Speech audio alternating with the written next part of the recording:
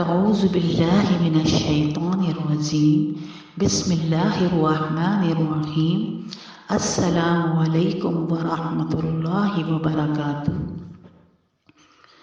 ہمارا ایمان ہے کہ جو کچھ ہوتا ہے اللہ سے ہوتا ہے اور اللہ کے غیر سے کچھ نہیں ہوتا۔ اللہ سے ہونے کا یقین اور غیر سے کچھ نہ ہونے کا یقین ہمارے دلوں میں آ جائے، یہ سب سے بڑی کامیابی اور سب سے بڑی بات ہے۔ آگ میں جلانے کی صفت اللہ نے رکھی ہے، جب اللہ چاہتے ہیں جلاتی ہے، جب نہیں چاہتے نہیں جلاتی۔ جیسے ابراہیم علیہ السلام کو نہیں جلایا، بلکہ ابراہیم علیہ السلام فرمایا کرتے تھے کہ وہ 40 دن جو آگ میں گزرے بہترین دن تھے۔ چھری کاٹتی ہے، یہ صفت اللہ نے رکھی ہے، جب اللہ نہ چاہے تو نہیں کاٹ سکتی۔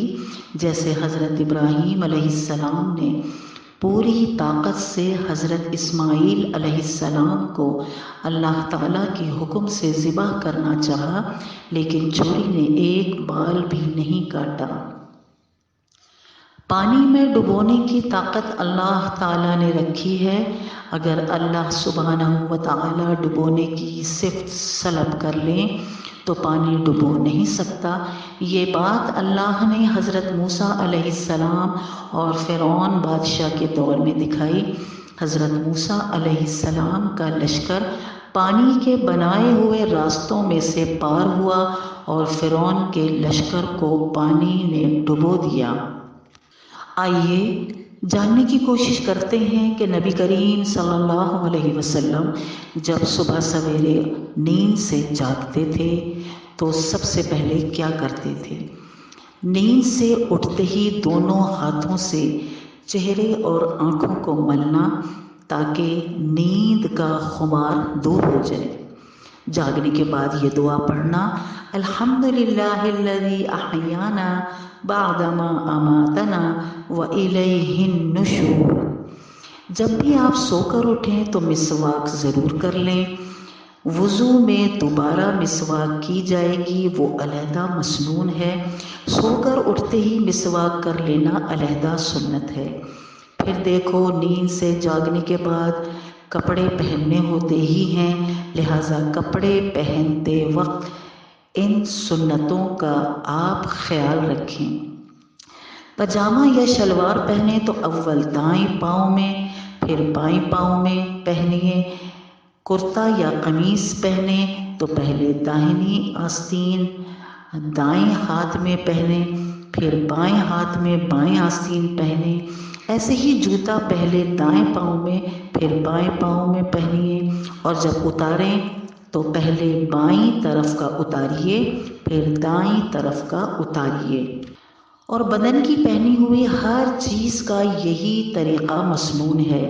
اس کے بعد عام طور پر صبح اٹھنے کے بعد پیشاب پخانے کی حاجت ہوتی ہے، لہٰذا جس وقت بھی یہ ضرورت پیش آئے تو سنتوں کا خیال رکھا جائے۔ جناب رسول خدا صلی اللہ علیہ وسلم جب بیت الخلاء میں تشریف لے جاتے تو جوتا پہن کر جاتے اور سر ڈھک کر جاتے تھے۔ بیت الخلاء میں داخل ہونے سے پہلے یہ دعا ضرور پڑھ لیں، بسم اللہ اللہم انی اعوذ بک من الخبث والخبائث۔ بیت الخلاء میں داخل ہوتے وقت پہلے بایاں پاؤں اندر رکھیں۔ انگوٹھی یا کسی چیز پر قرآن شریف کی آیت یا رسول اللہ صلی اللہ علیہ وسلم کا نام اقدس لکھا ہوا ہو اور وہ دکھائی بھی دے رہا ہو، اس کو اتار کر باہر ہی چھوڑ جانا چاہیے۔ رفع حاجت کے وقت قبلے کی طرف نہ چہرہ کریں، نہ اس طرف پیٹ کر کے بیٹھیں۔ پیشاب پخانے کی چھینٹوں سے بہت بچیں، کیونکہ اکثر عذاب قبر پیشاب کی چھینٹوں سے پرہیز نہ کرنے سے ہوتا ہے۔ بیٹھ کر پیشاب کریں، کھڑے ہو کر پیشاب نہ کریں۔ بیت الخلاء سے نکلتے وقت پہلے دایاں پاؤں باہر نکالیں۔ بیت الخلاء سے باہر آنے کے بعد یہ دعا ضرور پڑھیں، غفرانک الحمدللہ الذی اذہب عنی العذی وعافانی۔ اسی طرح بعض اوقات غسل جنابت جو فرض ہے کرنا ہوتا ہے، کیونکہ ایسی حالت میں بغیر غسل کیے نماز ہی نہ ہوگی۔ صبح صادق ہو جانے کے بعد جب آنکھ کھلے تو غسل کرنے میں دیر نہیں کرنی چاہیے، جہاں تک ممکن ہو جلدی کر لینا چاہیے تاکہ نماز فجر جماعت کے ساتھ ادا ہو۔ فجر ہو جانے کے بعد بھی آدمی غسل نہ کرے، جنابت کی حالت ہی میں پڑا رہے تو اس گھر میں رحمت کے فرشتے داخل نہیں ہوتے۔ جی تو یہ تو وہ سنتیں تھیں جو نیند سے بیدار ہونے کے بعد، جاگنے کے بعد کی، اور بیت الخلاء کی سنتیں تھیں۔ حضرت ابو ربیع رحمۃ اللہ فرماتے ہیں کہ میں نے ایک گاؤں میں ایک نیک عورت کی شہرت سنی جس کا نام فضہ تھا۔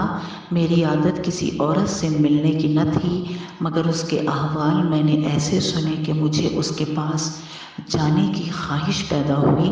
میں نے اس گاؤں میں چکر لگایا اور اس کی تحقیق کی تو مجھے لوگوں نے بتایا کہ اس کے یہاں ایک بکری ہے جس کے تھنوں سے دودھ اور شہد دونوں نکلتے ہیں۔ مجھے یہ سن کر بڑا تعجب ہوا۔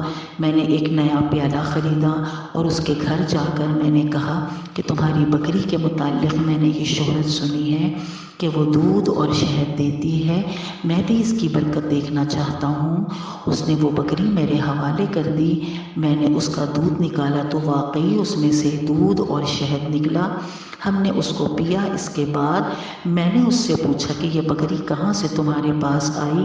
کہنے لگی اس کا قصہ یہ ہے کہ ہم غریب آدمی ہیں، ایک بکری کے سوا ہمارے پاس کچھ نہ تھا، اسی پر ہمارا گزر تھا۔ اتفاق سے بقرعید آ گئی۔ میرے خاوند نے کہا کہ ہمارے پاس کچھ اور تو ہے نہیں، یہ بکری ہمارے پاس ہے، لاؤ اسی کی قربانی کر لیں۔ میں نے کہا کہ ہمارے پاس گزر کے لیے اس کے سوا کوئی اور چیز نہیں، ایسی حالت میں قربانی کا حکم تو ہے ہی نہیں، پھر کیا ضرورت ہے کہ ہم قربانی کریں؟ خاوند نے یہ بات مان لی اور قربانی ملتوی کر دی۔ اس کے بعد اتفاق سے اسی دن ہمارے یہاں ایک مہمان آ گیا تو میں نے خاوند سے کہا کہ مہمان کے اکرام کا تو حکم ہے اور کوئی چیز تو ہے نہیں، اس بکری ہی کو ذبح کر لو۔ وہ اس بکری کو ذبح کرنے لگا۔ مجھے یہ خیال ہوا کہ میرے چھوٹے چھوٹے بچے اس بکری کو ذبح ہوتے دیکھ کر رونے لگیں گے، اس لیے میں نے کہا کہ باہر لے جا کر دیوار کی آڑ میں ذبح کر لو، بچے نہ دیکھیں۔ وہ باہر لے گئے اور جب اس پر چھری چلائی تو یہ بکری ہماری دیوار کے اوپر کھڑی تھی اور وہاں سے خود اتر کر مکان کے صحن میں آ گئی۔ مجھے یہ خیال ہوا کہ شاید وہ بکری خاوند کے ہاتھ سے چھوٹ گئی۔ میں اس کو دیکھنے باہر گئی تو خاوند اس بکری کی کھال کھینچ رہے تھے۔ میں نے ان سے کہا کہ بڑے تعجب کی بات ہے کہ ایسی ہی بکری گھر میں آ گئی ہے۔ اس کا قصہ میں نے سنایا۔ خاوند کہنے لگے کیا بعید ہے کہ حق تعالی شانہ نے اس کا بدل ہمیں عطا فرمایا ہو۔ یہ وہ بکری ہے جو دودھ اور شہد دیتی ہے، یہ سب کچھ محض مہمان کے اکرام کی وجہ سے ہے۔ پھر وہ عورت کہنے لگی کہ اے میرے بچوں، یہ بکری دلوں میں چرتی ہے، اگر تمہارے دل نیک رہیں گے تو اس کا دودھ بھی اچھا رہے گا، اور اگر تمہارے دلوں میں کھوٹ آ گیا تو اس کا دودھ بھی خراب ہو جائے گا۔ اپنے دلوں کو اچھا رکھو، ہر چیز تمہارے لیے اچھی بن جائے گی۔ سبحان اللہ۔